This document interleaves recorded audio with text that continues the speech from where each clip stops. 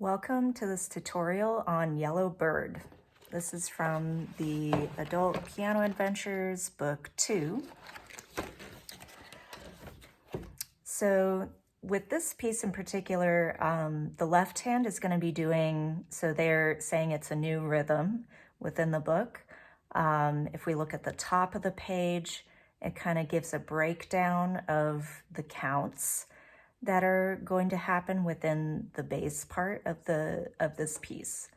So to kind of do like a little warm up, we can go ahead and just on G chord, we can say just the quarter note counts and then try the rhythm that's right below it, which is the new rhythm. So we have 1 and 2 and 3 and 4 and, so that's like a pretty straight 4-beat pulse. And then the new rhythm is 1 and 2 and 3 and 4 and. So this is kind of introducing a concept called syncopation, where you're playing on the and of a beat. So like when we're looking at the first bar of the piece, 1 and 2 and 3, 4, 1 and 2 and 3, 4, kind of gives it like a little lilt with the bass part, which is super fun. Also can be a little confusing at first, especially when you're trying to incorporate the other hand. So I definitely recommend just really practicing getting that in, that feeling of the pulsing in your left hand until it's pretty comfortable. 1 and 2 and 3, 4, 1 and 2 and 3, 4. Or slower. 1 and 2 and 3, 4, 1 and 2 and 3, 4. So luckily, every time you have that rhythm, it's only on these two notes. So that makes it maybe a little more simplified. And so, yes, keep practicing that with the lilt, 1 and 2 and 3, 4. And then the other variation of that is on measure 3, where the pulsing is only 1 and 2 and 3, 4. So holding on the end. Okay, and then going into this right hand melody that starts on measure 3, where the words come in, we're going to be in treble G position. And then right away at the end of the measure, we have some sharps to account for.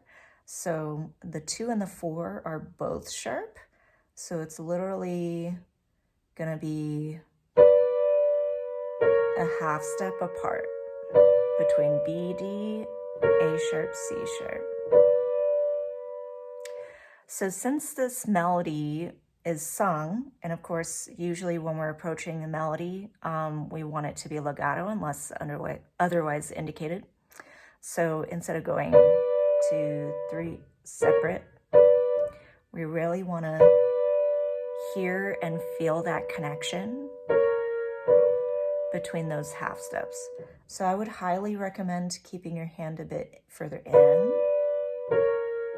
so you can play those a bit smoother as opposed to reaching for those notes. So our melody goes 1, 2, 3, 2, 3, 4, 1 and 2 and 3, 4. So notice that the bass rhythm that you had, 1 and 2 and 3, 4, also applies to the right hand at measure 5 and 9. So we have 1 and 2 and 3. High in banana. And if saying the words, the lyrics helps you with the rhythm, by all means, definitely practice it like that if it helps you, or singing the melody can often help just to kind of get it internalized.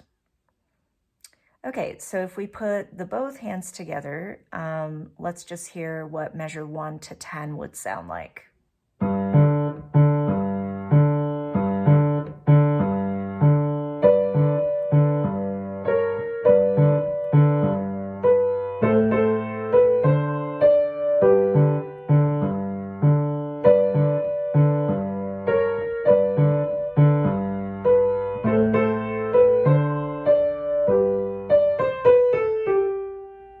that's our first section.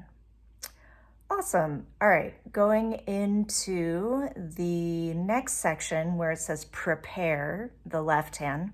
So as you can see at measure 10, we're gonna have our low G, and then we're gonna have to move up to this chord, which is the C chord, if we're in the key of G. This would be the 4 chord, as we call it.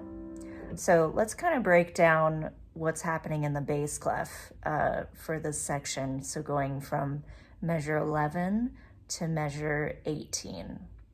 So if we're thinking of our chord progression, we have 1, 4, 1, 5, 5, 7, 1. So typically we see a lot of 5, 7, and we also see a lot of 4. So basically in this particular piece, we have in order, so going from measure 11, we have 4, 1, measure 13, 5, 7, 1, 15, 4, 1, 5, 7, 1. So the fact that we have F sharp in the 5, 7, I would keep my hand a little further in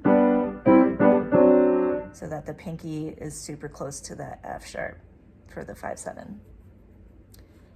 Okay, and then in terms of timing, just focusing on the bass part.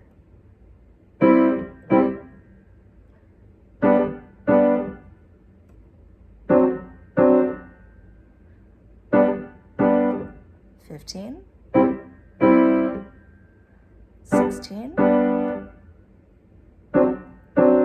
18. All right, so that's the breakdown of the bass. And then moving back to measure 11 for the right hand. That was measure 10. All right, so a lot of times in this type of passage, to kind of get used to the hand shape for the chords, I tend to just want to play all the notes blocked as a practice. So in this case, measure 11, we're dealing with A minor. Measure 12, G major, down a step. Thumb goes down again, but this time we're going to stay in this G position, 5-finger pattern, and just reach in for the F sharp. 1, 2, 4. And then we're back to G major, measure 14.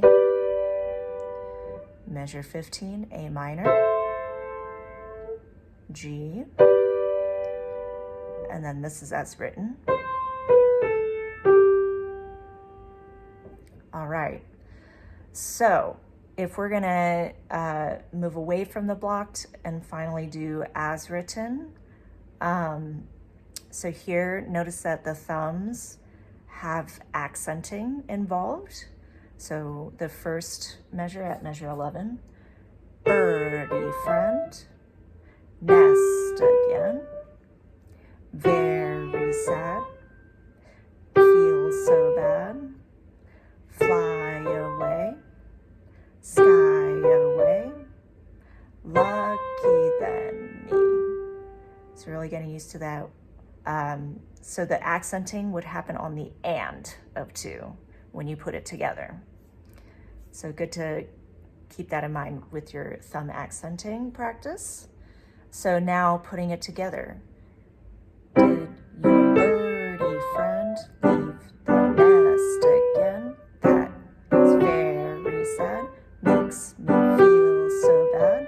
You can fly away in the sky away. You're more lucky than me. So hopefully you're able to follow that. So this is a little tricky compared to the rest of the piece, I feel.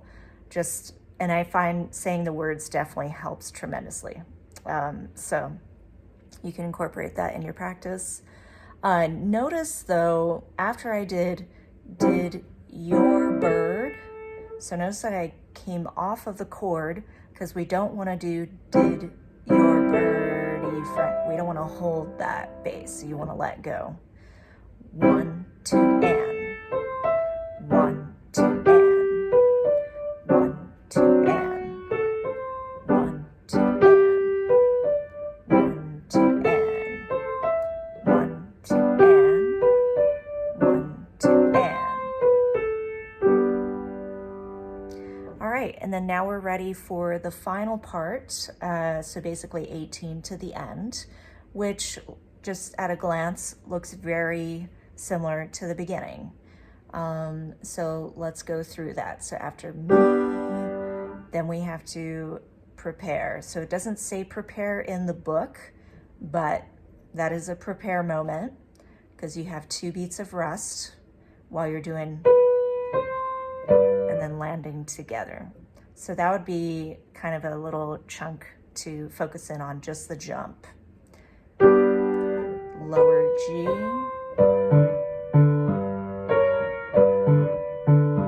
octave higher sign, and then we have a little pedal. Such a nice ending, super jazzy.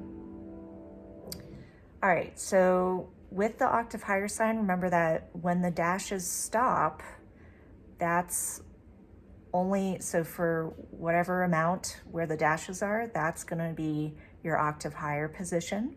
And then once it stops, you go back to as written, right? So at 21, we were up here just for the right hand.